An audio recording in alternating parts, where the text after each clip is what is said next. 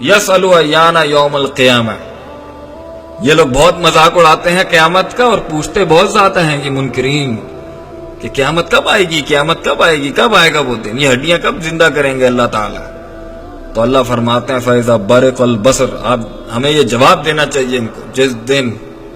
آنکھیں جو ہیں وہ پتھرا جائیں گی، وہ ڈائزلڈ ہو جائیں گی، وَخَسَفَ الْقَمَرُ، اور چاند جو ہے وہ اس دن اپنی روشنی کھو بیٹھے گا، وَجُمِعَ الشَّمْسُ وَالْقَمَرُ، اور جب سورج اور چاند ملا دیے جائیں گے، يَقُولُ الْإِنسَانُ يَوْمَئِذٍ أَيْنَ الْمَفَرُّ،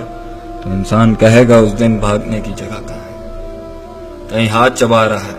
کہیں بھاگنے کی جگہ مانگ رہا ہے، کہیں کہہ رہا ہے یقول یا لیتنی قدمت لحیاتی، ہائے کاش میں کچھ اچھا بھیج دیتا آگے، کہیں کہہ رہا ہے میں مٹی ہو جاؤں، کہیں کہہ رہا ہے ہمیں موت دے دے، کہیں کہہ رہا ہے کہ مجھ سے سونا لے لو، سب کچھ لے لو لیکن مجھے بچا لو، کہیں کہتا ہے کاش میں سنتا، کاش میں عقل رکھتا، کہیں کہتا ہے کہ ہمیں یہاں سے باہر نکال دے، کہیں کہتا ہے اللہ واپس دنیا میں بھیج دے۔ اللہ اکبر، یہ ساری وہ نفسیاتی تکلیفیں جن سے گزریں گے۔ سورہ زمر میں اللہ فرماتے ہیں وَسِيقَ الَّذِينَ كَفَرُوا إِلَى جَهَنَّمَ زُمَرًا،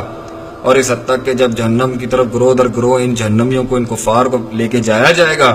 حَتَّى إِذَا جَاءُوهَا فُتِحَتْ أَبْوَابُهَا، اور جب کھول دیے جائیں گے دروازے،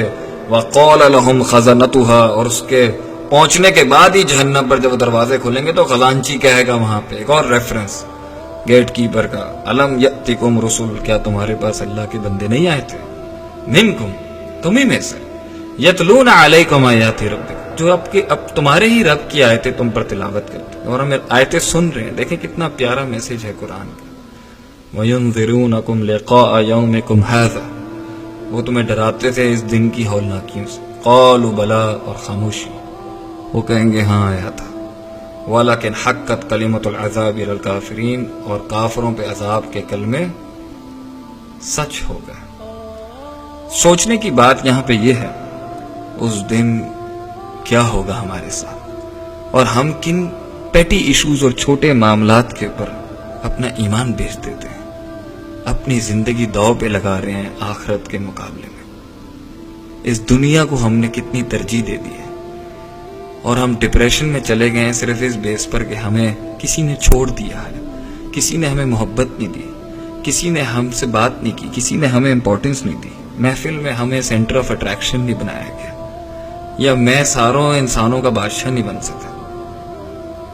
یہ کوئی غم نہیں ہے میرے بھائی، ہمیں چاہیے کہ ہم اللہ کی ناشکری نہ کریں، جو ہمیں مل گیا اس پر خوش رہیں، اور ان ہولناکیوں سے، اس تکلیف سے جس نے انسانوں کو پاگل کر دیا،